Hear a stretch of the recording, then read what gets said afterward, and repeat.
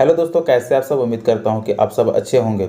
तो चलिए दोस्तों, सीरीज का ये दूसरा वीडियो है, यानी कि आरपीएफ कांस्टेबल 2024 का जो प्रीवियस ईयर क्वेश्चन हम लोग सीरीज देख रहे हैं, उसमें ये दूसरा वीडियो है। उम्मीद है कि आप सब पहला वीडियो देख लिए होंगे, और यदि नहीं देखें तो लिंक डिस्क्रिप्शन में आप वहां से जाकर के देख सकते हैं। तो देखिए दोस्तों, चूंकि एग्जाम 8 जनवरी से स्टार्ट होने वाला है, ठीक है, और इसके पहले यदि हम लोग प्रीवियस ईयर क्वेश्चन को देख लेंगे, क्वेश्चन को सॉल्व कर लेंगे, तो क्वेश्चन के लेवल का अंदाजा पता लग जाएगा, ताकि आप एग्जाम में बेहतर कर सकते हैं। तो इसके लिए प्रीवियस ईयर क्वेश्चन को देख लेना और साथ में सॉल्व करना काफी इंपॉर्टेंट होता है। तो इसलिए दोस्तों, प्रैक्टिस के तौर पर हम लोग इसमें प्रीवियस ईयर क्वेश्चन को ही देखते हैं। तो चलिए, जैसा कि पिछले वीडियो में हम लोगों ने मैथ के प्रश्न को देखे थे, उसी प्रकार से इस वीडियो में भी मैथ के प्रीवियस ईयर प्रश्न को देखेंगे और साथ ही साथ प्रश्नों को सॉल्व करते चलेंगे, ताकि आपका कॉन्फिडेंस बढ़ सके और आप ये भी अंदाजा लगा सकते हैं कि आप कितने प्रश्नों को कर सकते थे।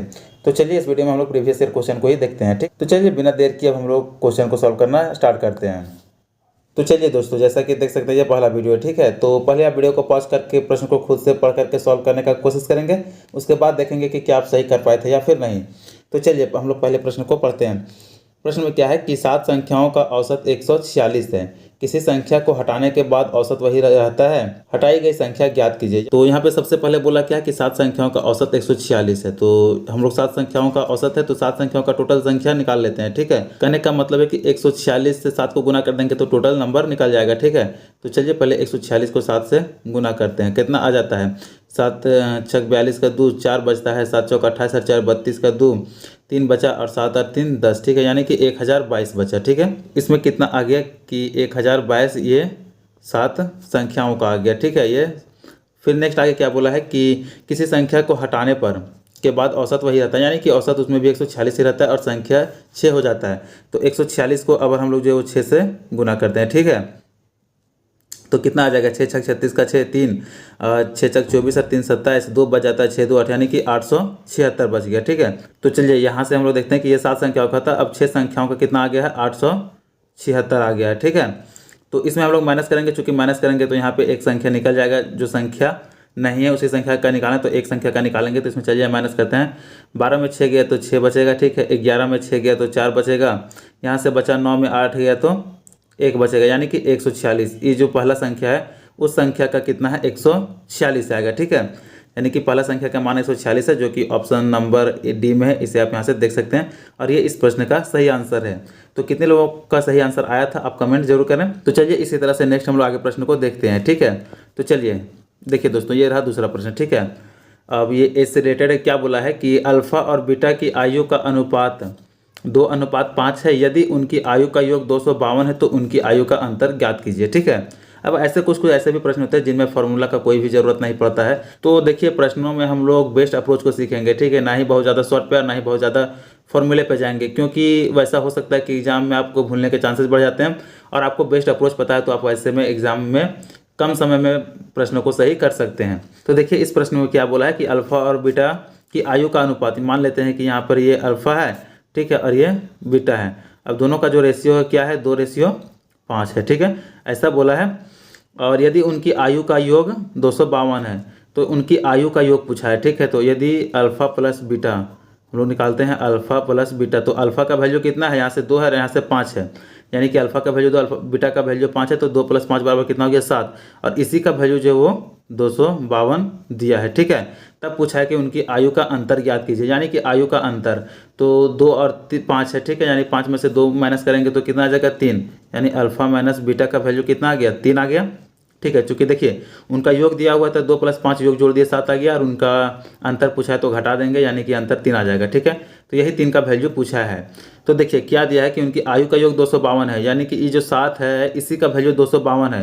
तो चलिए यहाँ से हम लोग सॉल्व करते हैं कि 252 इसे 7 से भाग देते हैं, और निकालना 3 से है तो 3 से इसको गुना कर देंगे।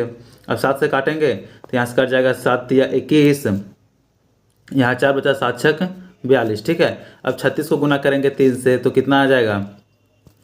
यहाँ पे 3 छक 18 का 8, 1 3 3 9 और 1 10। ठीक है, कितना आ गया? 108। ठीक है, यानी कि अल्फा और बीटा के आयु का अंतर जो वो 108 वर्ष है, और ये ऑप्शन नंबर बी में है। बी इस प्रश्न का ये बिल्कुल सही आंसर है। ठीक है, तो देख सकते हैं कि प्रश्नों को हम लोग कितने अच्छे तरीके से कर पा रहे हैं। फिर चलिए नेक्स्ट आगे हम लोग देखते हैं तीसरे प्रश्न को। ठीक है, अब देखिए यहाँ पे क्या बोला है। तो देखिए सबसे पहले क्या होता है ना कि प्रश्न को सही से पढ़ना होता है, ठीक है। आप यदि प्रश्न को सही से नहीं पढ़ेंगे तो ऐसी स्थिति में आप प्रश्न को जल्दी सॉल्व नहीं कर पाएंगे और हो सकता है कि प्रश्न गलती भी हो जाए, ठीक है। तो इसके लिए जरूरी है कि प्रश्न को पहले बढ़िया से पढ़ करके समझना है। तो एक पुस्तक का अंकित मूल्य 4,000 रुपया है। एक पुस्तक विक्रेता इस पर 10% की छूट देता है। यदि वह फिर भी 20% लाभ कमाता है तो पुस्तक का क्रय मूल्य ज्ञात कीजिए। देखिए ये जो है बहुत ही इंपॉर्टेंट प्रश्न है, ठीक है, क्योंकि ऐसा प्रश्न आपको लगभग एग्जाम में देखने को मिल जाएगा। और ऐसे प्रश्नों का एक बहुत ही बेहतर कंसेप्ट होता है जो कि आप सभी सीखेंगे, और ऐसा सीखने के बाद आप ऐसे प्रश्नों को आज के बाद गलती नहीं करेंगे और ना ही ऐसे प्रश्नों को छोड़ के आएंगे। क्योंकि देखिए यदि इसे फॉर्मूला से करेंगे तो हो सकता है आपके लिए काफ़ी समय लग जाए और आप सही कर पाएंगे या नहीं इस बात की गारंटी भी नहीं है। लेकिन आप एक फार्मूला को लिखेंगे तो उस फार्मूला से आप ऐसे प्रश्नों को हमेशा सही ही करेंगे, ठीक है। तो फार्मूला क्या है, तो चलिए पहले हम लोग इसमें फार्मूला को ही लिखते हैं, ठीक है। तो देखिए फार्मूला आता है MP बटा में CP बराबर 100 प्लस माइनस प्रॉफिट या फिर लॉस कर देंगे, ठीक है, बटा में 100 माइनस डिस्काउंट कर देंगे, ठीक है। देखिए ये काफ़ी इंपॉर्टेंट फार्मूला, आप इस फार्मूला को रट जाएंगे क्योंकि इससे देखिए दोस्तों इस पर डायरेक्ट क्वेश्चन पूछा जाता है, जैसे कि आप प्रश्न को यहाँ पे देख रहे हैं और इसमें केवल कुछ नहीं करना होता, बस आपको जो है वो वैल्यू दिया है उसी वैल्यू के यहाँ पे बैठा देना होता है, ठीक है। तो पहला MP जो दिया है, जैसे कि ये अंकित मूल्य इसे MP कहते हैं, ठीक है। तो MP में देखिए यहाँ पे जो वैल्यू दिया है वो बैठाएंगे CP में, यानी कि CP इसमें निकालना ही है। तो किसी प्रश्न में हो सकता है कि आपका MP निकालना रहे, किसी में CP निकालना पूछ देगा, किसी में प्रॉफिट लॉस, किसी में डिस्काउंट, कुछ भी पूछ सकता है। तो बस इसी फार्मूला को आप प्रयोग करेंगे, ठीक है। अब यहाँ पे बोला है कि 100 प्लस माइनस प्रॉफिट लॉस, यानी कि 100 में प्लस तब करेंगे जब प्रॉफिट होगा, क्योंकि प्रॉफिट होगा तो 100 से ज़्यादा होगा तो उसमें प्लस करेंगे, और लॉस होगा तो 100 में माइनस कर देंगे, और डिस्काउंट जो मिलेगा उसे 100 में से माइनस कर देंगे। तो चलिए इसी फॉर्मूले पे हम लोग वैल्यू को बैठाते हैं और देखते हैं कि आंसर सही आ पाता है या नहीं। तो देखिए सबसे पहले MP दिया हुआ है, तो MP यहाँ पे हम लोग लिख देंगे 4,000 है तो 4,000 इसी तरह से लिख देते हैं, बटा में CP निकालना ही है तो यहाँ पे CP इसी तरह से रहने देंगे, ठीक है। उसके बाद 100 प्लस माइनस प्रॉफिट लॉस, तो प्रॉफिट कितना होता है यहाँ पे देख सकते हैं कि 20% का प्रॉफिट हो रहा है, तो 100 में 20 जोड़ेंगे तो यहाँ से 120 हो जाएगा, बटा में, और डिस्काउंट देखने की 100 माइनस डिस्काउंट परसेंटेज है, ठीक है। तो डिस्काउंट कितना है, डिस्काउंट यहाँ पे देख सकेंगे 10% की छूट देता है, तो 100 में से 10 माइनस करेंगे तो कितना आ जाएगा 90। तो चलिए यहाँ पे 90 लिख दिए। अब जो कटेगा उसे काट देंगे और फिर क्रय मूल्य का वैल्यू निकाल देंगे। तो चलिए सबसे पहले हम लोग यहाँ पे काटते हैं, तो कितना से कटेगा, इसे 30 से 30 या 90, 30 चौक 120, फिर 4 से यहाँ देख सकते हैं कि 1000 बार में कट जाएगा, यानी कि इसका वैल्यू आ गया 1000, ठीक है। 4 से काटे 1000। अब यहाँ से CP का वैल्यू निकालेंगे हम लोग, CP बराबर, तो यहाँ से देख सकते हैं कि ये क्रॉस मल्टीप्लिकेशन हो जाएगा, यानी कि 3 को 1000 से गुना करेंगे तो 3000 आ गया, ठीक है। तो इस प्रश्न का जो CP है वो कितना है, 3000 रुपया है। तो देख सकते हैं कि कितने कम समय में इस फार्मूला से आंसर आपका आ गया। तो चूंकि ये फार्मूला बोले बहुत ही इजी है, ठीक है, आपको बस एक बार याद कर लेना। इससे रिलेटेड काफ़ी सारा प्रश्न पूछा जाता है जो कि आप ऐसे प्रश्न को बिल्कुल सही बना सकते हैं, ठीक है। तो इस प्रश्न का जो सही आंसर है वो हो जाएगा ऑप्शन A 3000। तो उम्मीद है कि आप सबों को ये अच्छे से समझ में आ रहा होगा। वीडियो कैसा लग रहा है आप हमें कमेंट कर जरूर बताएं। इसके बाद चलिए फिर नेक्स्ट देखते हैं प्रश्न को। फिर देखिए नेक्स्ट प्रश्न संख्या 4 है, बोला कि साधारण ब्याज दर पर 12% प्रतिवर्ष की राशि निवेश करने पर 5 वर्ष बाद 5700 रुपये ब्याज प्राप्त होता है। निवेश की गई राशि रुपये में ज्ञात कीजिए।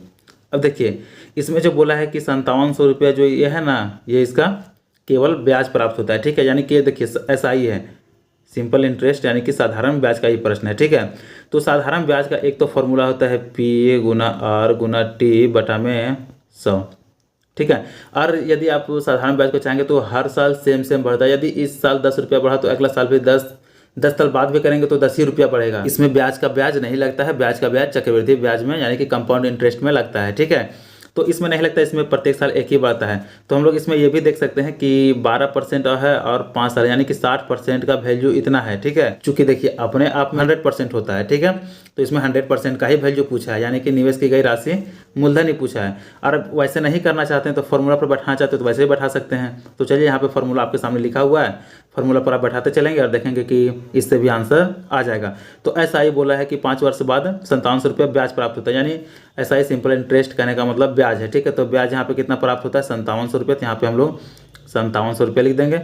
फिर बराबर का है तो बराबर कर देंगे, P है तो चूंकि P ही निकालना है मूलधन ही, तो इसको P रहने देंगे उसी तरह से जैसे है। गुना कर देंगे, रेट कितना है 12% है और टाइम कितना है 5 है, और बटा में कितना 100, तो इसे 100 लिख देते हैं। ठीक है, तो चलिए अब जो कटेगा उसे हम लोग काटते जाते हैं। ठीक है, जैसे 5 से यहाँ कट जाएगा 20 बार में। ठीक है, उसके बाद फिर आगे हम लोग देखते हैं 4 से, 4 तिया 12 और 4 पचे 20। ठीक है, फिर 3 से काट रहे हैं तो 3 से कितना बार में कट जाएगा, ये 19 बार में। ठीक है, तो ये आ गया 1900। ठीक है, अब हम लोग यहाँ से प्रिंसिपल पूछा है तो पी का वैल्यू निकालेंगे। ठीक है, पी बराबर इसको यहाँ क्रॉस मल्टीप्लिकेशन कर देंगे। ठीक है, यहाँ पे आ जाएगा 19 पचे 95। ठीक है, यानी कि पी का वैल्यू जो है वो 9500 आ गया। ठीक है, तो देख सकते हैं कि फॉर्मूला का यूज करके भी कितने जल्दी हम लोग प्रश्न को सही कर पाए। और 9500 ऑप्शन नंबर सी में है, तो ऑप्शन सी है इस प्रश्न का ये बिल्कुल सही आंसर हो जाएगा। ठीक है, तो उम्मीद है कि आप सबों को भी अच्छे से समझ में आ रहा होगा।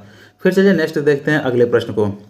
तो देखिए नेक्स्ट प्रश्न क्या है कि निम्नलिखित में से किसे 15 से विभाजित किया जा सकता है। अब यहाँ पे देख सकते हैं कि ऐसे प्रश्नों को बहुत ही कम समय में भी हम लोग चाहे तो कर सकते हैं, या तो फिर एक ऑप्शन बच जाता है कि सारे प्रश्नों को हम लोग 15 से भाग दे करके देखेंगे, उस ऑप्शन को हम लोग भाग देंगे तो इसमें काफी लंबा समय लग जाएगा। ठीक है, तो भाग ना दे करके यदि हम लोगों से शॉर्ट में हो सकता है तो हम लोग उसे शॉर्ट में ही करने का कोशिश करेंगे। तो सबसे पहले इसके लिए क्या करना पड़ेगा कि 15 को देखना पड़ेगा कि ये किन किन संख्याओं से कट सकता है। ठीक है, तो इसका 15 को फैक्टर में तोड़ेंगे तो 3 और 5 आ गया। ठीक है, ये इसका गुणनखंड में टूट गया। तो अब आप लोगों को ये पता होना चाहिए कि जो संख्या 15 से कटेगा, ठीक है, वो संख्या 3 से भी कटेगा और 5 से भी कटेगा। इसका जस्ट हम लोग उल्टा देखें तो जो संख्या 3 से भी कटेगा 5 से भी कटेगा वो संख्या निश्चित ही 15 से कटेगा। तो हम लोगों को पूछा कितना है कि 15 से विभाजित। ठीक है, तो इसके लिए हम लोग इस चारों ऑप्शन में से देख सकते हैं कि कौन सा 3 से और 5 दोनों से कट रहा है, जो कि 15 से कटेगा। ठीक है, यानी कि 3 और 5 दोनों से कटना चाहिए। तो चलिए सबसे पहले हम लोग 5 से देखते हैं कि 5 से कौन सा संख्या इसमें कट रहा है। तो उसके लिए आपको पहले 5 के विभाजित का नियम पता होना चाहिए। तो उम्मीद है कि आप सबों को पता होगा। तो देखिए नहीं पता तो बता देता हूँ कि 5 से विभाज्य होने के लिए किसी भी संख्या के इकाई स्थान यानी कि अंत में 5 या तो 0 होना चाहिए। ठीक है, यदि ये है तो वो संख्या निश्चित ही 5 से विभाज्य हो जाएगी। ठीक है, और 3 के लिए क्या करना होता है कि सारे जितना भी इसमें अंक दिए गए हैं सारे अंकों को आपस में जोड़ लेना होता है। यदि जोड़ने के बाद वो संख्या 3 से विभाज्य हो जाता है तो निश्चित ही पूरे का पूरा संख्या वो 3 से विभाज्य हो जाएगा। तो चलिए पहले 5 से देखते हैं। तो इकाई के स्थान में देख रहे हैं कि 5 सारे में है। ठीक है, 5 सारे में है, यानी कि ये संख्या 5 से जो वो कट जाएगा। ठीक है, फिर हम लोग चलिए 3 को देखते हैं। तो 3 से विभाज्य के लिए सारे संख्याओं को जोड़कर देखना पड़ेगा। तो चलिए देखते हैं। 7 और 3 10 और 4 14 और 4 18 5 23। देखिए पहला तो होगा नहीं, चूंकि 23 जो है वो 3 से कटता नहीं, तो पहला ऑप्शन होगा नहीं। फिर देखते हैं दूसरा ऑप्शन में। तो दूसरा में देखते हैं तो 3 और 8 11 11 और 4 15 15 और 4 19 19 और 5 24। तो 3 8 24, यानी ये संख्या कट जा रहा है तो इसे अभी हम लोग रोक देते हैं। ठीक है, अभी ये तो कंफर्म नहीं है, अभी चूंकि ये है, हो सकता है कि आगे का भी संख्या कटे। फिर देखते हैं तो 3 और 9 12 12 और 4 16 16 और 4 20 और 5 25। देखिए ये तो 3 से कटेगा ही नहीं, चूंकि 25 इनसे कटता नहीं है। ठीक है, फिर नेक्स्ट देखते हैं डी नंबर में। तो 6 4 10 और 3 13 13 और 4 17 17 और 5 22। ये भी संख्या 3 से नहीं कटेगा, चूंकि 22 3 से नहीं कटता है। तो हमारे पास एक ही ऑप्शन बचता है जो कि ऑप्शन बी है, और इस प्रश्न का ये बिल्कुल सही आंसर है। ठीक है, अब आप लोगों के मन में एक प्रश्न उठेगा कि इसमें एक ऑप्शन था जो कि नहीं कट रहा था, तो आप बता दिए, लेकिन क्या यदि 2 3 या फिर सभी कट जाए तो ऐसे में क्या करेंगे। तो इसके लिए देखिए सब कटेगा तो कोई संख्या 3 से कटेगा तो 5 से नहीं कटेगा, 5 से कटेगा 3 से नहीं कटेगा, ऐसा हो सकता है। और यदि 2 संख्या कट रहा है तो फिर आपको 15 से भाग देकर देखना पड़ेगा। ठीक है, हालांकि ऐसा तो होगा नहीं कि 2 संख्या 3 और 5 दोनों से कट जाए, चूंकि 15 से कटने वाला तो एक ही संख्या देगा। तो ऐसे प्रश्नों को आप ऐसा तरीका लगा सकते हैं ताकि कम समय में जल्दी सॉल्व कर सकें। फिर चलिए नेक्स्ट प्रश्न को देखते हैं। तो चलिए अब यहाँ पे देख सकते हैं कि ये रेशियो का सवाल है, और ऐसा सवाल लगभग एग्जाम में पूछा जाता है। ठीक है, तो चलिए हम लोग पहले प्रश्न को पढ़ते हैं। तो चलिए क्या बोला है कि एक बॉक्स में पेन पेंसिल और रबड़ 3:2:1 के अनुपात में है। यदि पेन पेंसिल और रबड़ का मूल्य 3 रुपया 2 रुपया और 2 रुपया है और बॉक्स पर खर्च की गई राशि 585 रुपया है, तो बॉक्स में पेन की संख्या ज्ञात कीजिए। ठीक है, तो देखिए देखने में ऐसा लग रहा है कि ये प्रश्न थोड़ा टेढ़ा मेढ़ा है, इसमें समय ले लेगा, ऐसे प्रश्नों को छोड़ देते हैं। तो ऐसा नहीं, ऐसा ये भी प्रश्न जो है बहुत ही कम समय में बनेगा। और ये सारे क्वेश्चन जो आपके एग्जाम में पूछे हुए क्वेश्चन हैं, तो अभी आने वाले एग्जाम में ऐसे प्रश्न को पूछे जाने की संभावना बनती है। तो चलिए इस प्रश्न को कैसे हम लोग सॉल्व करते हैं।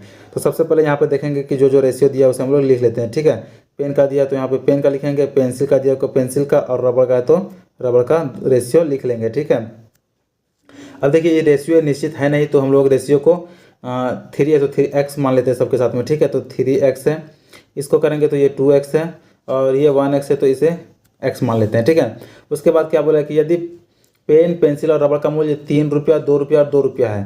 पेन का मूल्य कितना है 3 रुपया, पेंसिल का मूल्य 2 रुपया और रबड़ का भी मूल्य 2 रुपया। ठीक है, ये दिया गया। तो उसके बाद बोला है कि और पूरे टोटल बॉक्स पे खर्च की गई राशि 585, यानी कि टोटल खर्च 585 किया गया है। तो टोटल सारे जोड़ करके, तो यहाँ पे हम लोग सारे जोड़ करके निकालेंगे रेशियो को, ठीक है। यानी कि यहाँ से टोटल निकालते हैं, ठीक है। तो कितना है कि 3 तिया 9x है, यहाँ पे 2 दूना 4x है और यहाँ पे 2x है, ठीक है। अब ये टोटल रेशियो में निकल गया। तो टोटल रेशियो को जोड़ करके और जो है वो ये टोटल राशि के बराबर कर देंगे, ठीक है। तो कैसे करेंगे, 9 4 13 और 2 15, यानी कि ये जो 15x है इसी का वैल्यू दिया हुआ है 585 रुपया, ठीक है। तो चलिए अब जो कट रहा है उसे हम लोग काट देते हैं। जैसे कि 15 से काटेंगे तो 15 तिया 45 हो जाएगा और बचेगा फिर 15 तिया 45 और बचेगा कितना 135। तो कितना 15 9 135 हो जाएगा, ठीक है। यानी कि ये 15 से 39 बार में कट गया, x का वैल्यू 39 आ गया, ठीक है।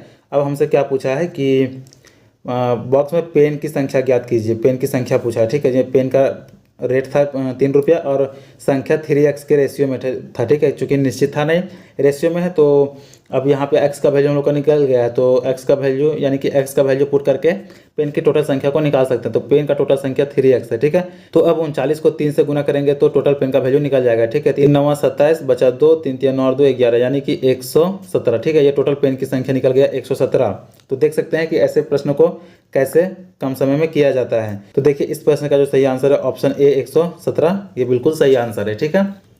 तो चलिए यहाँ पे अगला प्रश्न को हम लोग देखेंगे, क्या बोला है, हल कीजिए। ऐसे प्रश्न को भी कैसे किया जाता है, ठीक हो। तो पहले प्रश्न को पढ़ते हैं कि 57 गुना 18 गुना 57 गुना 18 भाग 2 ब्रैकेट अंडर रूट 324 भाग 4 है। इस टोटल का होल स्क्वायर है, ठीक है। यानी से यहाँ तक का ये स्क्वायर इसका बोला है। तो देखिए ऐसे प्रश्नों को कैसे करते हैं। सबसे पहला तो आपको बोर्ड मास पता होना चाहिए, ठीक है, कि ऐसे प्रश्नों को बोर्ड मास तरीके से किया जाता है। आप यदि इसमें किसी भी स्टेप को गड़बड़ाते हैं तो आप आंसर तक नहीं पहुंच पाएंगे, आपका एक प्रश्न जो है वो गलत हो जाएगा, ठीक है। तो चलिए सबसे पहले हम लोग सॉल्व करते हैं। तो यहाँ पर जो सबसे लास्ट ब्रैकेट है उसे सॉल्व करते हैं। तो यहाँ पे देखते हैं सबसे अंदर का ब्रैकेट ये है, ठीक है। ब्रैकेट के अंदर देख सकते हैं कि रूट के अंदर 324 भाग 4 है। तो 324 को हम लोग 4 से भाग करते हैं। तो 324 के भाग करेंगे तो कितना आ जाएगा, 3 4 8 32 और 4 1 4, यानी कि 81 आ जाएगा, ठीक है। तो 81 का यहाँ पे हम लोग रूट तोड़ देते हैं तो ये 9 आ जाएगा। अब इस 9 को आप लोगों को देखिए ये सब लिख के करते रहने में काफ़ी समय लग जाएगा। तो समय बचाने के लिए आपको जो है मन में ही सारा कुछ करना पड़ेगा, ठीक है। क्योंकि इतना छोटा छोटा चीज़ें लिखने का स्टेप नहीं होता है। कंपटीशन का एग्जाम दे रहे हैं तो ये आप लिखते रहेंगे तो ऐसा कभी भी फिर आप समय नहीं बचा पाएंगे। तो आपको सारा कुछ मन में ही करना है जहाँ तक हो सकता है, ठीक है। यहाँ पे 9 आ गया, इस 9 को 2 से गुना करेंगे तो कितना आ जाएगा 18, ठीक है। अब 18 को गुना करें, 18 को यहाँ पे स्क्वायर करना पड़ेगा। तो 18 का स्क्वायर कितना होता है, तो 324 होता है, ठीक है। यहाँ तक देख सकते हैं ये 324 हो गया। अब आगे हम लोग यहाँ पे चूँकि देखिए पहले भाग दिया हुआ है, ठीक है। तो इसको भाग करना है 324 से। इधर का स्टेप को हम लोग सॉल्व किए तो 324 आ गया। तो चलिए अब इधर लेफ्ट साइड वाले को लिखते हैं। तो कितना है 57। तो यहाँ पे 57 लिखते हैं गुना 18 गुना 57 गुना 18 बटा में 324। अब जो कटेगा उसे काट देंगे, बाकी को सॉल्व करके आंसर तक हम लोग पहुँच जाएंगे। तो चलिए जो कटता है उसे हम लोग काटते हैं। तो पहले 6 से काटते हैं। तो 6 तिया 18 हो जाएगा और 6 चक 24, 6 पचे 30 हो जाएगा और यहाँ बचा 2, 6 चक 24 54 आ जाएगा, ठीक है। फिर यहाँ 3 से काटेंगे तो 3 से 18 बार में 54 कट जाएगा और यहाँ 18 से ये 18 कट जाएगा, ठीक है। अब बचा 57 गुना 57, ठीक है। 57 गुना 57 में हम लोग देखिए इसका भी एक बेहतरीन ट्रिक हो सकता है कि यहाँ पे हम लोग 57 गुना जो है ना, इसे 57 गुना 57 करें, ठीक है। तो 7 7 49 ये आ जाएगा। तो ये आइडिया लगा सकते हैं कि यूनिट डिजिट जो है वो लास्ट में इसका हमेशा 9 ही रहेगा, ठीक है। तो ये प्रश्न हो नहीं सकता है और ये ऑप्शन हो नहीं सकता है। बचा 3249 और बचा 3449। तो इसके लिए आपको आगे गुना करना पड़ेगा। तो कितना हो गया 7 7 49, 9 लिखे बचा 4, 7 बचे 35 और 4 कितना हो जाएगा 39, ठीक है। चलिए यहाँ पे हम लोग फ्रेश से लिखते जाते हैं 399 हो गया, ठीक है। फिर गुना करेंगे तो 5 7 35 5 हो जाएगा, हाँ। फिर 3 बचा, 5 बचे 25 और 3 28 हो गया, ठीक है। आगे हम लोग इसे सॉल्व करते हैं तो कितना जाएगा 9 को 9 हो जाएगा, ठीक है। 9 5 14 हो जाएगा, 1 बचा, 8 और 3 11 और 1 12 हो जाएगा और 2 और 1 3 हो जाएगा, यानी कि 3249 इस प्रश्न का सही आंसर आया, ठीक है। तो 3249 ऑप्शन बी में है और बी इस प्रश्न का बिल्कुल सही आंसर है, ठीक है। तो आपको सबसे पहले देखना है कि आपको स्टार्ट कहाँ से करना है। यदि हम कहीं और से स्टार्ट करते तो वैसे में हो सकता था कि प्रश्न मेरा गलती हो जाता, ठीक है, और हम उत्तर तक ना पहुँच पाते। इसलिए आपको पहले बोर्ड मास का ज्ञान होना चाहिए, बोर्ड मास को अच्छे से समझ होना चाहिए, ठीक है। तो ऐसे प्रश्न को भी आप बहुत कम समय में कर सकते हैं और ऐसे भी प्रश्न एग्जाम में पूछे जाते हैं। फिर चलिए नेक्स्ट प्रश्न की ओर हम लोग बढ़ते हैं। तो देखिए ये प्रश्न देखने में आपको काफ़ी लंबा लग रहा है, लेकिन लंबा है नहीं। तो चलिए पहले प्रश्न को आप खुद से भी सॉल्व कीजिए। तो चलिए अब हम लोग पहले प्रश्न को पढ़ते हैं। एक प्रतियोगिता में सफल होने के लिए जर्मेलिन को 4 परीक्षाओं में 75 के औसत अंक की आवश्यकता होती है। पहली 3 परीक्षाओं में उनका स्कोर 78, 74 और 70 है। प्रतियोगिता में सफल होने के लिए उसे चौथे टेस्ट में कितने अंक प्राप्त करने चाहिए? यानी कि दोस्तों एक प्रतियोगिता में जर्मेलिन को 4 परीक्षाओं में सफल होना है, ठीक है, जिसका औसत अंक 75 होना चाहिए। तो यानी कि औसत 75 होना चाहिए, कहने का मतलब है कि प्रत्येक का जो है वो 75 आना चाहिए, ठीक है, प्रत्येक परीक्षा में। तो 4 परीक्षा हो जाएगा, इस तरह से इसका जो टोटल मार्क्स है, तो 4 परीक्षाओं के लिए इसका टोटल मार्क्स 4 गुना 75 कितना हो जाएगा? 75 गुना 150, 300 हो जाएगा, ठीक है। फिर उसके बाद क्या बोला है कि 300 आ गया। अब इतना में वो जो है वो परीक्षा को पास कर सकता है, ठीक है। लेकिन उसमें क्या है कि उसने 3 परीक्षा दिया, जिसमें से उसका एक में स्कोर 78 आया, एक में 74, एक में 70 आया। अब और चूँकि लाना उसको 300 है, तो 300 लाने के लिए उसमें बोला है कि चौथा जो एग्ज़ाम देगा उसमें उसे कितना नंबर लाना चाहिए, ठीक है। तो इसके लिए सबसे पहले हम लोग क्या करेंगे कि जो 3 एग्ज़ाम दिया उसे हम लोग जोड़ लेते हैं, ठीक है। तो कितना है? 78 है प्लस 74 है प्लस में 70 है, ठीक है। टोटल जोड़ेंगे तो कितना आ जाएगा? 8 है 4, 12 का 2, 1 बचा 7, 14, 21 और 1 22, यानी कि 222 मार्क्स उसका आ चुका है, ठीक है।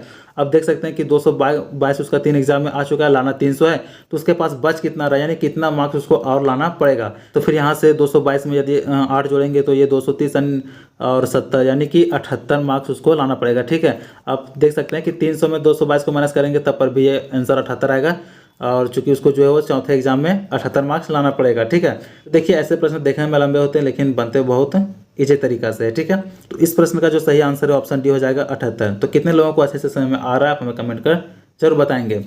फिर चलिए नेक्स्ट प्रश्न को हम लोग देखते हैं कि नेक्स्ट प्रश्न में क्या पूछा है। तो देखिए ये रहा 10वां प्रश्न, ठीक है।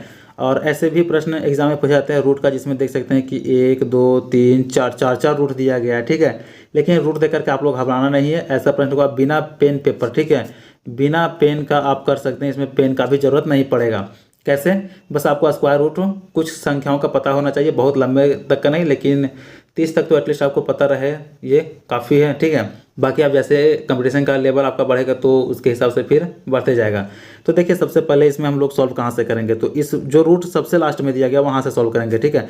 ये रूट यहाँ से देख सकते हैं कि पहला वाला रूट पूरा में गया, दूसरा वाला भी पूरा में गया, तीसरा वाला भी पूरा में गया, एक लास्ट वाला जो बचा है वो एक ही संख्या में, तो हम लोग यहाँ से सॉल्व करेंगे। तो देखिए पहले क्या करेंगे कि रूट 361 को तोड़ेंगे, तो ये कितना आ जाएगा? ये आ जाएगा ये 19 का रूट स्क्वायर है, ठीक है। तो इसका स्क्वायर रूट 19 आ गया। अब इस 19 को यहाँ पे देखिए माइनस का साइन है, तो यहाँ पे हम इसमें माइनस कर देंगे।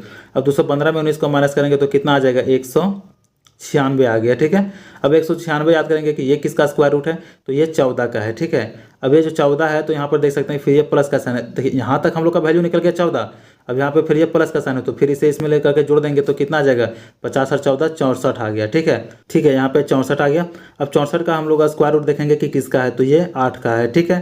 तो यहाँ पे ये 8 का है। अब ये 8 जो आ गया, अब इसको हम लोग इसमें जोड़ेंगे, चूँकि यहाँ पे देखिए प्लस का साइन, तो अब यहाँ से 248 में हम लोग 8 को जोड़ेंगे तो कितना आ जाएगा? 248 और 8 256 आ गया, ठीक है। अब 256 देखेंगे कि ये किसका स्क्वायर है, तो 256 ऑप्शन दिए गए। 12 का देखेंगे तो 144 होता है, जो कि नहीं होगा। फिर आगे यहाँ पे देखें तो 14 का 196 होता है, यहाँ से हम लोग देखें ये भी नहीं होगा। फिर देखते हैं 16 का, तो 16 का 256 होता है, जो कि ऑप्शन नंबर सी में है, और ऑप्शन सी इस प्रश्न का बिल्कुल सही आंसर है, ठीक है। तो देख सकते हैं कि ऐसे प्रश्न को देखकर आप लोगों को घबराना नहीं, ऐसे प्रश्न बहुत ही कम समय में सॉल्व किए जा सकते हैं। तो दोस्तों इस वीडियो में हम लोगों ने टोटल 10 प्रश्न को सॉल्व किए, जो कि प्रीवियस ईयर आरपीएफ में आए हुए प्रश्न थे। तो इसमें से आप कितने प्रश्न को सही कर पाए आप कमेंट जरूर करें, और वीडियो को पसंद आए तो वीडियो को लाइक कर चैनल को सब्सक्राइब जरूर कर लें, ताकि इसी तरह के प्रीवियस ईयर क्वेश्चन का वीडियो आप लोगों तक पहुँच सके। तो चलिए दोस्तों मिलते हैं फिर नेक्स्ट वीडियो में, तब तक के लिए धन्यवाद।